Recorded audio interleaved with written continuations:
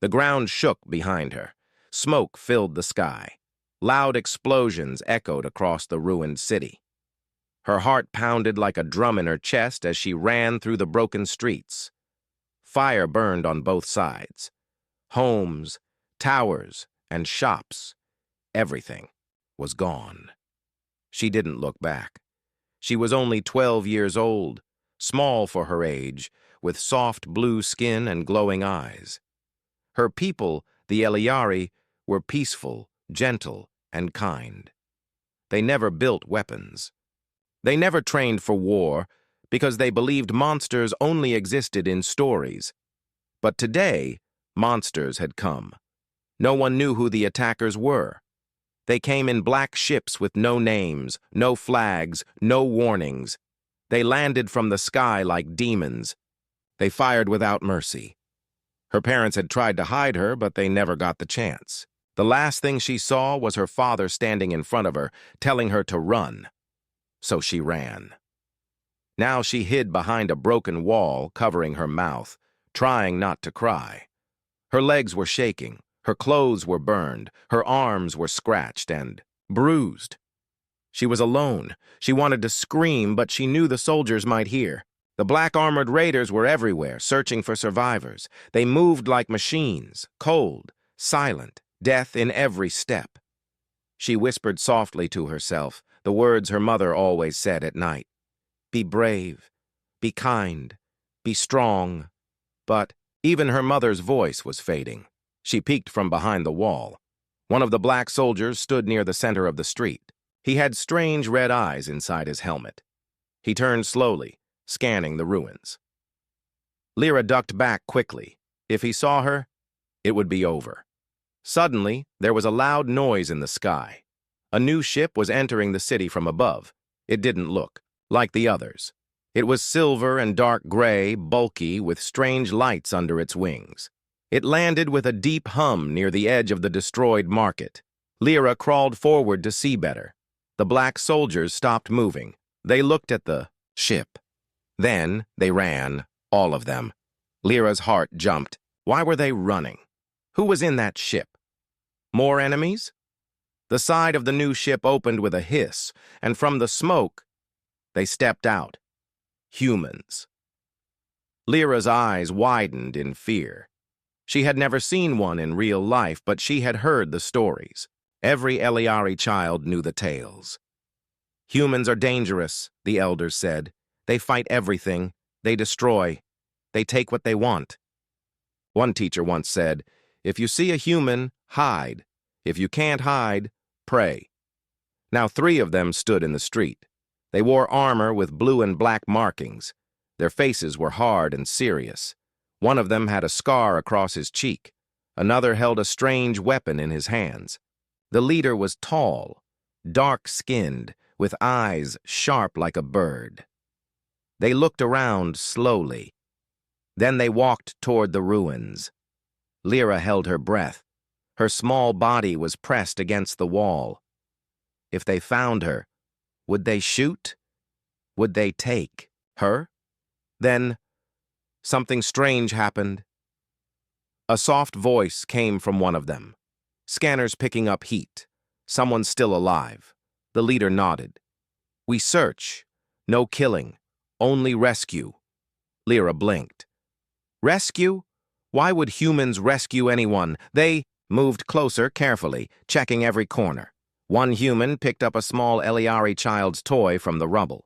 He stared at it for a moment, then gently placed it on the ground. Lyra felt confused. These weren't monsters. They looked sad. One of the humans turned and looked right at the wall where she was hiding. Someone's here, he said. She froze. The leader raised his hand. Easy, he said. We don't scare the kid. Before she could move, the wall beside her crumbled, and a piece of metal fell. Her hiding spot was gone. They saw her. She screamed and tried to run, but her leg gave. Out. She fell hard to the ground. Dirt filled her mouth. She waited for the pain, for the shot, but it didn't come. Instead, she felt arms around her, soft, gentle, not pulling, Holding, she opened her eyes. The leader was kneeling beside her, not even wearing his helmet now. His face was calm. He looked into her glowing eyes and said only one thing. "You're safe now." She shook her head. "Humans kill," she whispered. He sighed. "Yeah, we've done that. But not today.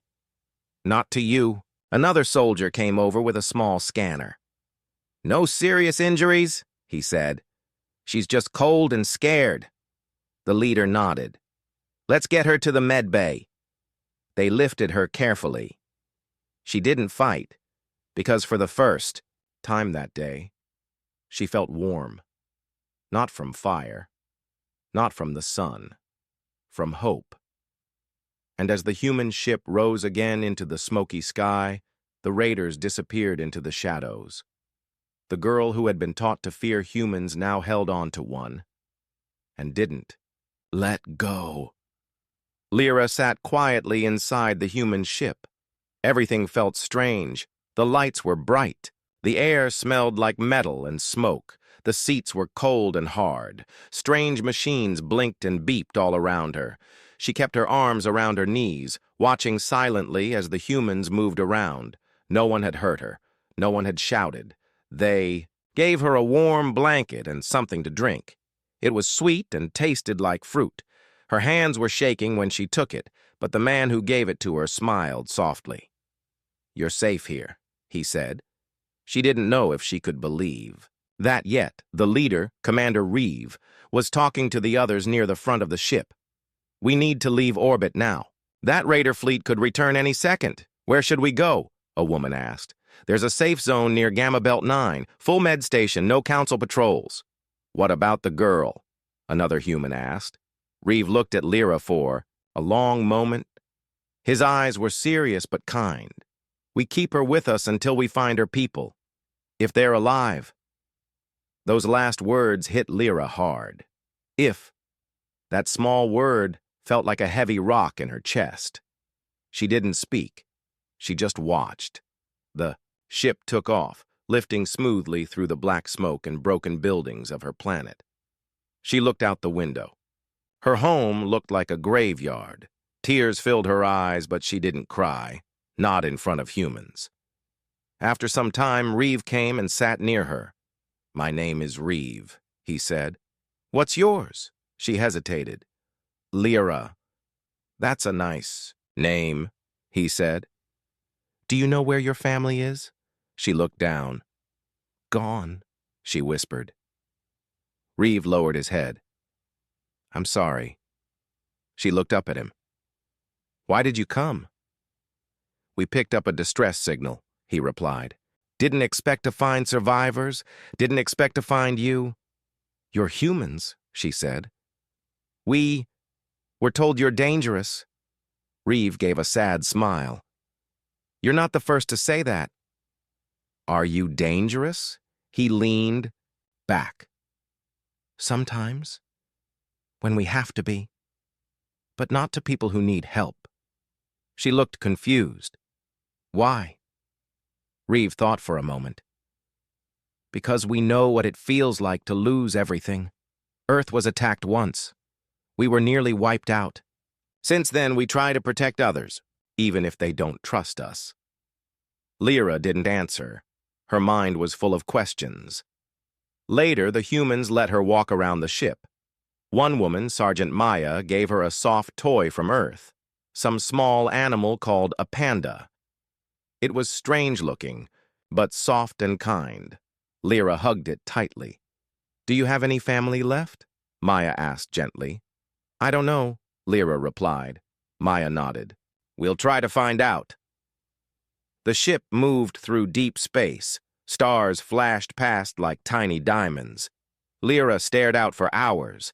Suddenly, the ship's alarm beeped. Everyone stood up quickly. "Multiple signals approaching," someone said. "Unknown ships, closing fast." Reeve rushed to the command deck. Lyra stood up too, scared. "Are they the raiders?" Maya asked. "No," Reeve said. "Worse." Everyone on the bridge looked shocked. It's a Galactic Council patrol. Maya frowned. But this is neutral space. Not anymore, Reeve said. They've expanded, probably scanning for survivors. Lyra didn't understand what was happening, but she could feel the tension. The humans didn't trust these new ships. Reeve turned to Maya. Hide the girl, now! What? But now, he repeated. If the council finds out we have an Eliari child, they'll take her. They'll lie about it. Maybe even blame her for the attack. Maya nodded and quickly led Lyra to a hidden chamber deep inside the ship. She knelt down. You need to stay here, okay? Why? Lyra asked. Because not all aliens are your friends, and not all humans are your enemies. Maya gave her a small device. If anything happens, press this. We'll come for you. The door closed. Lyra sat in the dark, alone again, but this time she wasn't afraid of the humans. She was afraid of the ones chasing her. On the bridge, the council ships hailed them. This is Patrol Unit VX-39. Identify yourself, Reeve replied calmly. Earth Alliance Patrol. We're assisting with rescue operations. Unregistered flight path, the council officer said. Your logs are requested. Reeve uploaded false logs. Routine scan and evac. There was silence for a moment.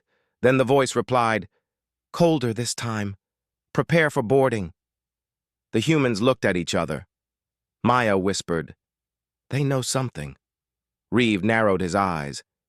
No one touches that girl. Outside, the council ship prepared to dock. Inside, the humans loaded their weapons. Lyra sat quietly in the hidden room, holding the panda close to her chest. Her people had told her humans were dangerous, but now she wondered, what if they were the only ones left who cared? The council ship docked with a loud metallic clang. Everyone on the human ship was tense. Commander Reeve stood at the airlock, his face calm, but his jaw tight. Maya and two other soldiers stood behind him, holding stun weapons, not enough to start a fight, but enough to protect themselves if needed. The airlock hissed open. 3 aliens stepped in, tall, thin, with pale silver skin and long necks. Their eyes glowed blue under smooth metal helmets. These were Valari, one of the Council's oldest species, known for their intelligence and their cold hearts. The leader stepped forward. Commander Reeve, he said in a smooth voice, you were not authorized to enter Sector 9. We responded to a distress signal, Reeve answered. The Eliari homeworld was under attack. Yes, the alien replied, looking around slowly. So we've heard. A terrible tragedy. Maya narrowed her eyes. You knew? The Valari ignored her. He stepped forward, his long fingers brushing over a control panel. We are scanning for survivors, he said. Any Eliari found must be handed over to the Council for protection. Reeve stayed calm. We didn't find any survivors. There was a pause. Then the Valari looked straight into his eyes. No survivors at all? Strange. We picked up traces of Eliari DNA from your flight path. Everyone on the bridge froze. Reeve didn't blink. You must be mistaken. The Valari's eyes narrowed. Is that so? The alien moved closer, walking slowly through the corridors. His guards followed behind.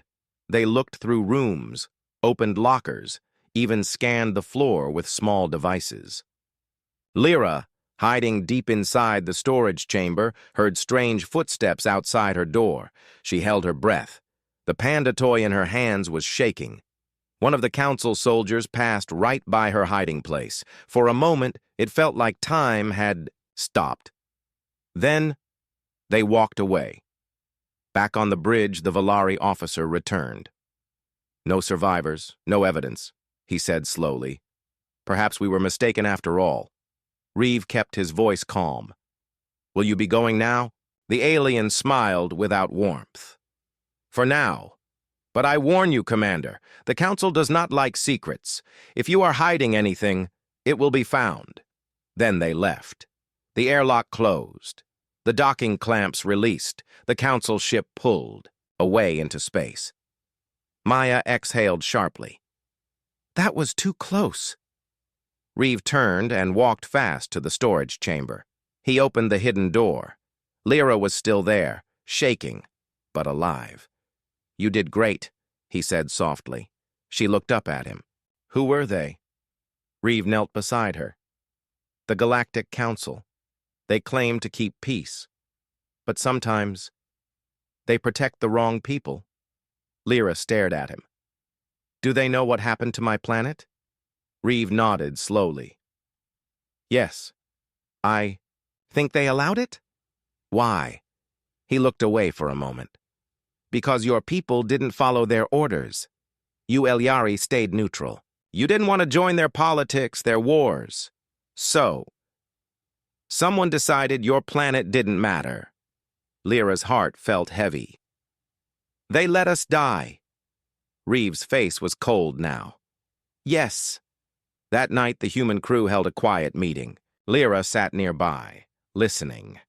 The crew was divided. Some wanted to take her to a safe world and leave her there. Others, like Maya, wanted to protect her no matter the cost. But Reeve had a different idea. What if we don't just hide her? He said. What if we find the truth? Everyone looked at him. We find out who attacked the Elyari, who gave the order, who in the council allowed it to happen. Then we expose it. That's dangerous, Maya said. They'll hunt us. They already are, Reeve replied. If we're going to run, let's give them a reason. Lyra listened in silence. She had been running for days, hiding, afraid. But now, something inside her changed. She stood up and walked toward them. If you're going to find the truth, she said softly, then I want to help. Everyone turned to her. You're just a kid, someone said gently. I'm an Elyari, she replied. And I remember everything I saw, the ships, the markings, the voices. I can help you find who did this. Reeve looked at her for a long moment. Then he nodded. You're one of us now. The next morning, they changed course. Their mission was no longer survival. It was justice. As the stars rushed past their ship, Lyra sat in the command seat beside Reeve. She was still small, still scared, but now she was not alone. And for the first time, she believed that maybe, just maybe, humans weren't monsters. Maybe they were exactly what the galaxy needed. The stars outside the ship looked calm, but inside, everything was changing. Lyra now sat with the human crew like one of them. They didn't treat her like a scared child anymore. They asked questions. They listened. She remembered small details about the day her planet was attacked, like the shape of the enemy ships and the strange sound of their engines. I saw red symbols on the biggest ship, she said one evening. Maya leaned forward. Can you draw them? Lyra picked up a small screen and began to sketch the shapes with her finger. When she finished, Reeve looked at it and frowned. I've seen this before, he said. Everyone stared at him. Where? Maya asked. In a report, he answered. A long time ago. A secret mission Earth wasn't supposed to know about. The symbols belonged to a mercenary group, one that works for the Council. Lyra looked up, confused. But why would the Council use mercenaries to attack us? Because it's easier to deny, Reeve said. They blame pirates, raiders. But behind the curtain, they control everything. The crew went silent. Now, they had a clue. And that made them dangerous. We need proof, Reeve said. Something the Council can't deny. If we show the galaxy what they've done, maybe someone will listen. Maya raised an eyebrow. You mean break into the Council's own network? Exactly, he said. It was risky. The Council controlled everything. Their systems were protected by powerful AI and layers of encryption. But Reeve knew someone who could help. Her name was Lexi, a former Council engineer who now lived hidden in a junk world called Ravon 6. She's paranoid, Reeve warned. But If anyone can find a secret in the Council's files, it's her. They changed course immediately. As their ship entered the dirty, smog-filled orbit of Ravon 6, Lyra stared at the massive junk piles floating in space. Old ships, broken satellites, and forgotten machines drifted like a metal graveyard. People live here? She asked. Maya nodded. Outlaws, hackers, runaways. Sounds fun, someone joked. They landed on a rusted platform where dozens of strange people moved about, covered in wires and gear. Reeve led the group through narrow corridors and dark alleys. Finally, they reached a door made of scrap metal. He knocked twice, then once, then twice again. The door opened slowly, revealing a short woman with bright purple eyes and a glowing tattoo across her face. You brought trouble, didn't you? She said. Reeve smiled. I always do. Lexi let them in. Her home was full of strange screens, cables, and humming machines. Lyra looked around with wide eyes. Everything here looked alive, but broken. So, Lexi said, sitting on a floating chair, you want secrets, council secrets. We need to know who ordered the attack on the Eliari, Reeve said. Lexi raised an eyebrow. And who's the girl? I'm Lyra, she said. Lexi studied her for a long moment. You're the reason they're hunting this ship, Lyra. Didn't say anything. Lexi turned to Reeve. I can find the data, but once I start, they'll know. Then start, Reeve said. Lexi smiled. I like this kid. For hours, Lexi worked. Her fingers flew over glowing keys. Her machines beeped and blinked. Strange code filled the air. Lyra watched, amazed by how fast Lexi moved. It was like watching a dancer made of wires. Then something beeped. Got it, Lexi whispered. Everyone leaned in. On the screen was a name, Admiral Carl, a council official, powerful, untouchable. He ordered the attack, Lexi said. The Eliari were refusing cooperation. Used mercenaries to erase their cities. Lyra felt a chill. The man who destroyed her people now had a face. Lexi showed more files. Messages, orders, payment records. Everything they needed to expose the truth. Reeve downloaded the data to a secure drive. We'll take this to the Galactic News Network, he said. Let the galaxy hear the truth. But suddenly alarms rang out. Lexi's eyes went wide. They found me. I told you, they always know. Outside, ships began to land. Council soldiers. Lyra grabbed the panda toy from her pocket and held it close. We're surrounded, Maya said. We fight our way out, Reeve said. No turning back now. As the crew prepared their weapons, Lyra stepped forward. I can help. Reeve looked at her. How? She pointed to one of Lexi's machines. I trained on Eliari systems. Let me scramble their scanners. It'll buy us time. Reeve hesitated, then nodded. Lyra sat at the machine, her small hands moving quickly. She remembered her old teachers, the codes, the logic. The system beeped. They can't track you now, she said, but only for 5 minutes. That's all we need, Maya said. They ran through the junk-filled alleys, Lexi leading the way. Behind them, the sound of footsteps and weapons echoed through the corridors. As they reached their ship, lasers fired past them. A warning. They didn't stop. Reeve turned back and fired. Maya covered the rear. Lyra climbed aboard, heart pounding. The ship lifted, into the stars, alive, barely. As they left Ravon 6 behind, Reeve looked at the data. This is it, he said. This changes everything. And Lyra, once alone, once broken, now stood beside warriors. With the truth in their hands, they were no longer running. They were coming for justice. The ship flew in silent space, but inside, everyone was moving fast. Reeve and Lexi worked together in the command room. The data they had stolen from the council was real and dangerous. Every file, every message pointed to Admiral Coral, the council leader who had ordered the attack on the Eliari. Now, they had the truth, but truth meant nothing unless someone listened. "We need to send this to the Galactic News Network," Reeves said. "The people need to see it." Lexi frowned. "The Council controls most of the big channels. The second we send it, they'll try to delete it. Or us." Reeve looked over at Maya. "Suggestions?" She nodded. "There's one place, a free relay station in Sector 12. It's not under Council control. But it's dangerous," Lexi added. "That sector is full of pirates and scavengers." Reeve gave a small smile. "Good. That means the Council won't follow us so easily." Lyra stood at the door, listening. Her eyes were full of focus. Now. She didn't hide behind the panda toy anymore. Instead, she held it in one hand like a memory, something from the past that kept her strong. "I want to help," she said. "You already are," Maya replied. They set course for Sector 12. The journey was rough.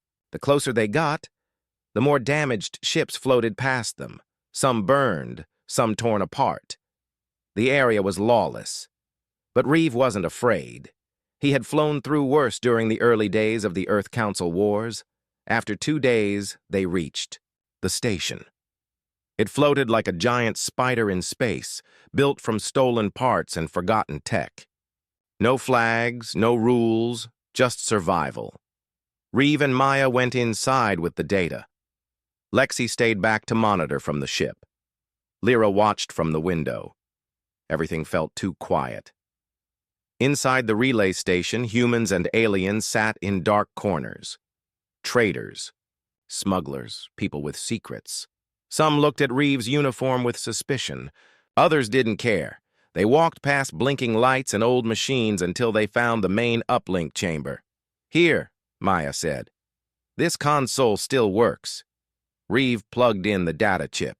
The files loaded slowly. Messages from Admiral, Coral, payment logs, orders to the mercenaries who destroyed the Eliari homeworld. Maya pressed the final button. Send. The screen blinked. Then the signal launched. The files were sent to hundreds of open networks across the galaxy, news channels, public forums, independent planets. The truth was free. Back on the ship, Lexi clapped. "It's done. They can't." "Stop it now!" But just then, alarms rang. Lyra jumped. "What is it?" Lexi's eyes widened. "Ships incoming! Council! A whole fleet!" Reeve and Maya heard it too. They ran out of the relay station. Outside, dozens of Council ships entered the sector. Too fast, too soon. "They followed us," Reeve said. "They must have tracked the signal." They ran back to the ship. Lyra was already strapping in. Lexi was, at the controls. "I hope you're ready to fly, Captain," she said. "I was born ready," Reeve replied. The ship lifted and shot forward. Lasers fired from behind. Explosions lit up the space around them. Maya fired back, taking out one of the smaller Council drones, but they were outnumbered. Reeve steered hard, dodging debris and ducking behind old ships. Lexi opened the secret weapon system, a set of stolen Earth missiles hidden inside the cargo bay. "Don't ask where I got these," she said. "Just fire them," Reeve shouted.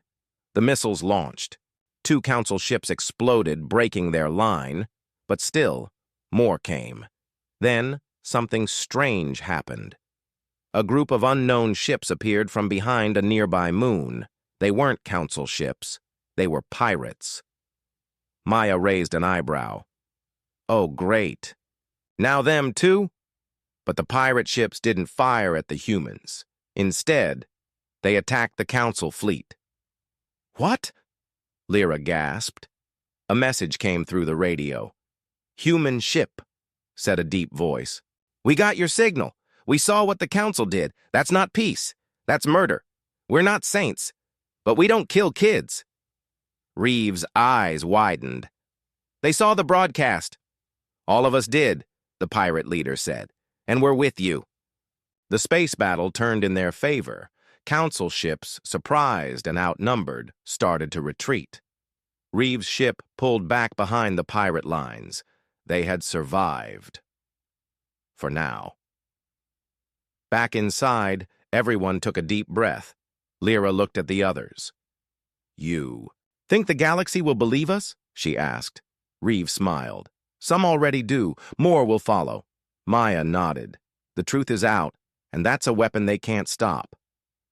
Lyra sat back, her heart still racing. For the first time, she felt like her people's voice hadn't died. It had just begun.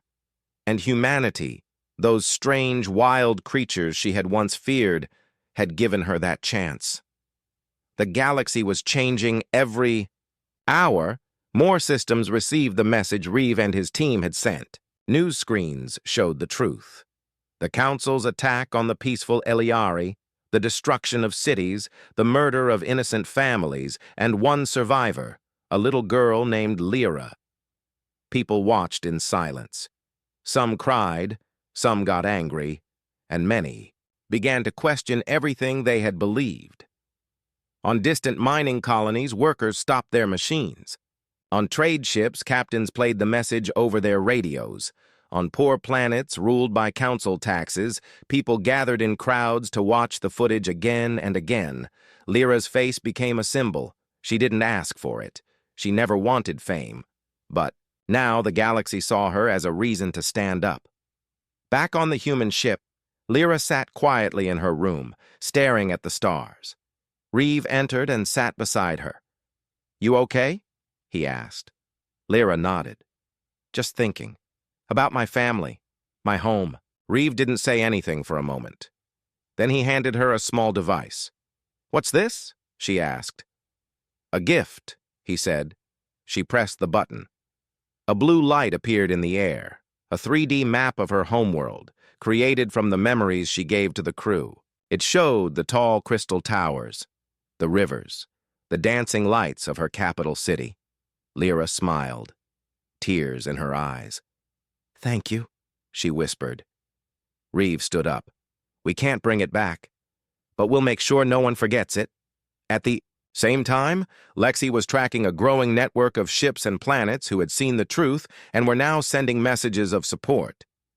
"This is getting big," she said. "Rebels, old colonies, even some ex-council officers are joining us. They call it the Human Alliance." Maya leaned forward. "So, we're not alone anymore?" Lexi shook her head. "Not even close. We've started something." Reeve entered the room. "Then it's time we finish it." They made a bold decision to strike at the heart of the enemy. The council was already shaken. They were trying to block the message, calling it a fake, but the people weren't listening anymore, and now Reeve had a plan. There was a council communication station on GalacticPrime, one of the largest towers in their system. It was used to spread their lies and block the truth. If Reeve's crew could take it over, they could send a final message across all major channels at once, a message no one could ignore. "Won't they expect us?" Maya asked. "Yes," Reeve said. "But they won't expect who we're bringing with us."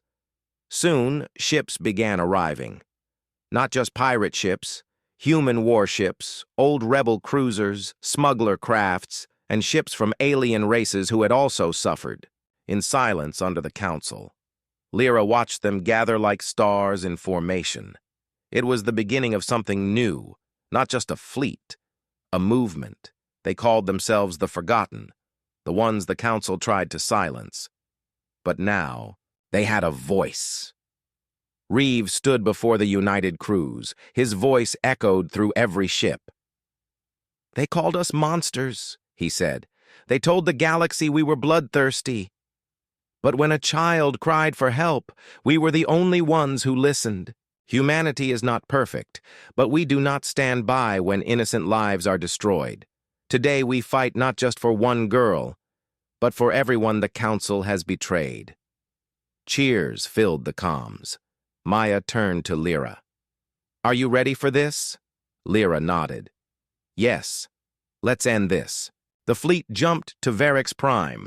The council was waiting. Dozens of defense platforms opened fire. The battle began. Flashes of light and sound filled the space around the tall black tower of the council. Fighters danced between laser beams. Missiles streaked past glowing shields.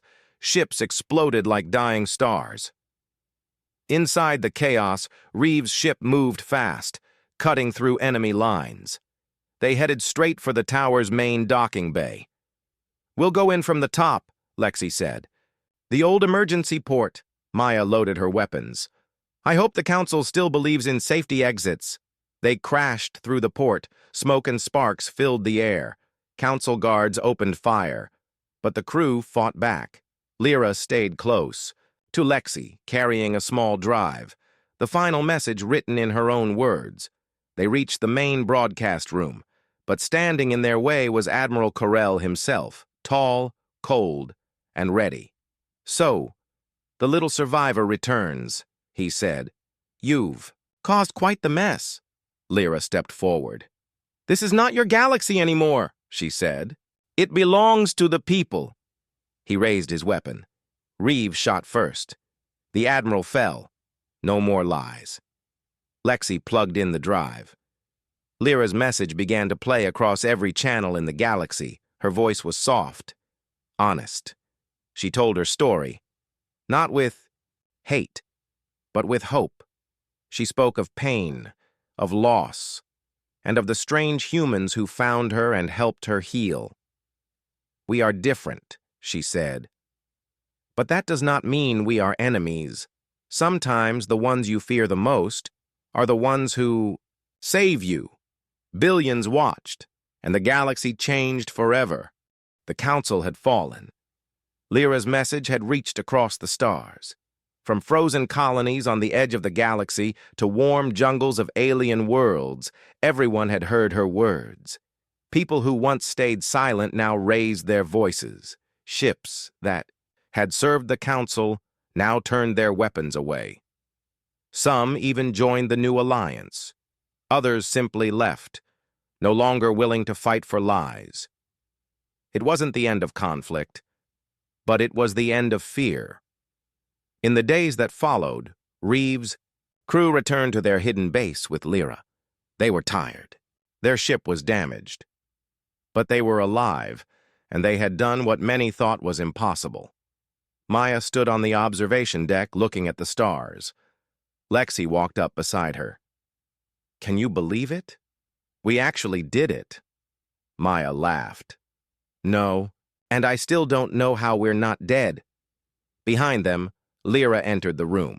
She had a small bandage on her arm and a small smile on her face. "I think they want to interview me again," she said. "Another channel."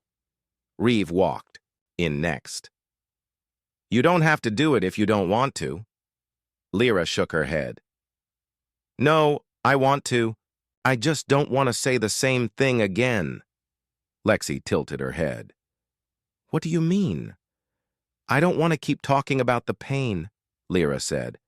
"I want to talk about what comes next." There was a pause. Everyone looked at her, and then they smiled. Later that day, Lyra sat in front of a simple camera. The stars sparkled behind her. She didn't wear anything fancy, just the same clothes she had worn since she escaped her destroyed world.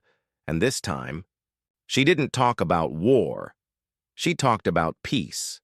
She spoke about the humans who had helped her, not because they were told to, but because they chose to. She told stories of Maya teaching her how to use the engine room computer, of Lexi helping her fix her little panda toy, of Reeves sitting beside her when she had nightmares and saying nothing, just staying close. "People said humans were dangerous," she said, "but they saved me when no one else did." She paused, and then added softly, "Sometimes the ones with the loudest hearts are the ones who carry the most pain. But pain doesn't make you evil. It makes you understand." That message traveled far and wide, and it began to heal what the war had broken. Months passed.